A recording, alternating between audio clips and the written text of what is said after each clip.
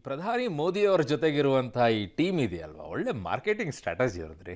ನಿನ್ನೆ ನೋಡಿದ್ರೆ ಒಂದಿಷ್ಟು ಮ್ಯೂಸಿಕ್ ಹಾಕ್ಬಿಟ್ಟು ಬಿಟ್ಬಿಟ್ರಿ ಇದನ್ನು ನಿನ್ನೆಗೆ. ಇವತ್ತು ನೋಡಿ ಆ ಸಂವಾದದಲ್ಲಿ ಏನೆಲ್ಲ ಮಾತನಾಡಿದರು, ಅವ್ರೇನು ಅಭಿನಂದನೆ ಮಾಡಿದರು, ಅವ್ರನ್ನೊಂದಿಷ್ಟು ಪ್ರಶ್ನೆಯನ್ನು ಕೇಳಿದರು, ಎಲ್ಲದಕ್ಕೂ ಕೂಡ ಉತ್ತರವನ್ನು ಕೊಟ್ಟಿದ್ದಾರೆ. ಸೊ ರಾಹುಲ್ ದ್ರಾವಿಡ್ ಅವರು ಕೂಡ ಅದರಲ್ಲಿ ಮಾತಾಡಿದರು. ಹಲವು ದಿನಗಳ ಕನಸೆಲ್ಲ ನನಸಾಗಿದೆ ಅಂತ ರೋಹಿತ್ ಶರ್ಮಾ ಅನಿಸಿಕೆ ಹಂಚ್ಕೊಂಡ್ರು. ನೋಡಿ ಒಂದು ಸ್ವಲ್ಪ ಜಲಕ್ ಕೊಡ್ತೀವಿ ಅದರದ್ದು ಹೇಗಿದೆ ಅಂತ ಹೇಳಿ.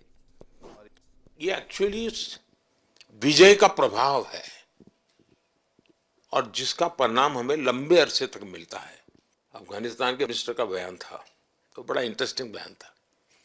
उनको साउथ अफ्रीका के साथ लास्ट में खेलने का मौका मिला। ये यात्रा उनके लिए बहुत बड़ी सफलता की यात्रा थी, लेकिन उन्होंने क्रेडिट भारत को दी।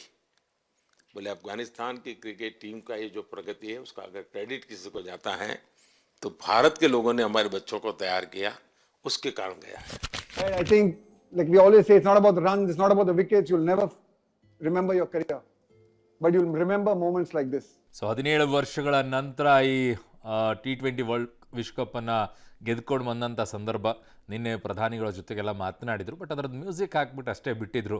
ನಿನ್ನೆ ಗೊತ್ತಿತ್ತು ನಿನ್ನೆ ದೊಡ್ಡ ಮಟ್ಟದಲ್ಲಿ ಸೆಲೆಬ್ರೇಷನ್ ಇರೋದು ಮುಂಬೈನಲ್ಲಿ ಅಂತ ಹೇಳಿ. ಸೊ ಹಾಗಾಗಿ ಅದು ಮಾತಾಡಿ ಸ್ವಲ್ಪ ಕುತೂಹಲ ಏನಿರುತ್ತೆ ಅದನ್ನು ಹಾಗೆ ಉಳಿಸ್ಕೊಳ್ಳಿ ಅಂದಿದ್ರು. ಇವತ್ತು ಅದೆಲ್ಲ ವೀಡಿಯೋಗಳಲ್ಲಿ ಮಾತನಾಡಿರುವಂಥ ತುಣುಕುಗಳನ್ನು ಒಂದೊಂದಾಗಿ ಬಿಡ್ತಾ ಇದ್ದಾರೆ. ರೋಹಿತ್ ಶರ್ಮಾ ಅವರು ಮತ್ತು ಮೋದಿಯವ್ರ ಜೊತೆಗೆ ಮಾತನಾಡಿದ್ದು, ಜೊತೆಗೆ ಸೂರ್ಯಕುಮಾರ್ ಯಾದವ್ ಜೊತೆಗೆ, ಕೊಹ್ಲಿ ಜೊತೆಗೆ, ಹೀಗೆ ಎಲ್ಲರ ಜೊತೆಗೂ ಮಾತನಾಡಿರೋದನ್ನು ಹಂಚಿಕೊಂಡಿದ್ದಾರೆ.